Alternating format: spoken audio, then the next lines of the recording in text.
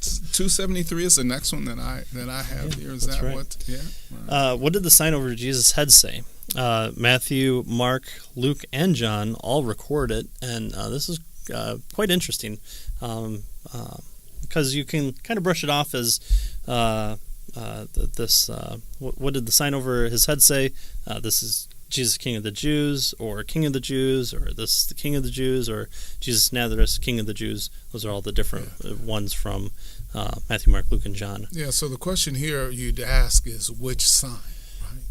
Yeah, well, and because how many signs were there? Well, it seems like there's one, but you have to realize the context in which the crucifixion takes place, and I'm talking about historically and culturally and linguistically.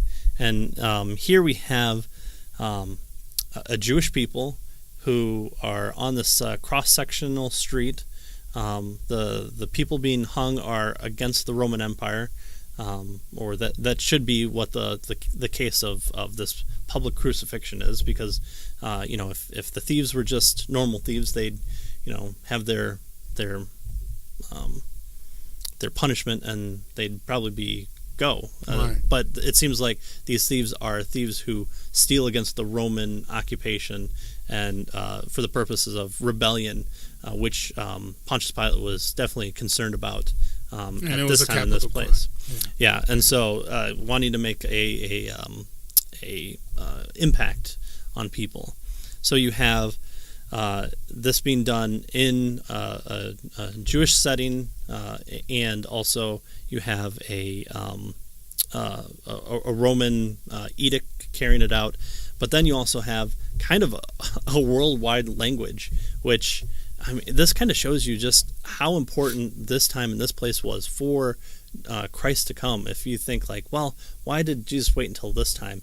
It seems like you have a common language, you have an army that has pretty much conquered the known world, and you have kind of all streets leading to Rome, so they all go out from Rome. Yeah. So it really is kind of the triple threat. Kind of a universal highway, right? Mm-hmm. Yeah.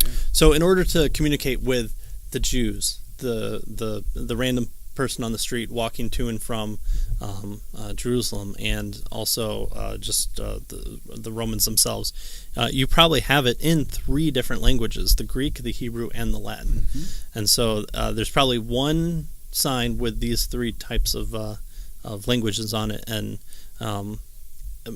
Matthew tends to write towards the Jewish audience.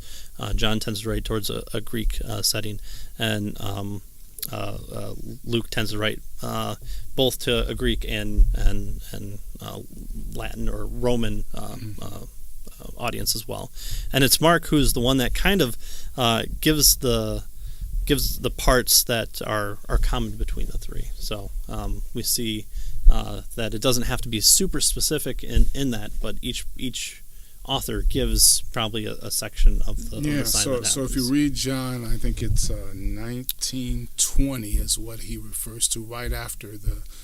So read John 19:9 and then 20, and he says, obviously you'll see both of these, right? Yeah. So John 19 through 20 says, Pilate also wrote an inscription, put it on the cross. It read, Jesus of Nazareth, the King of the Jews.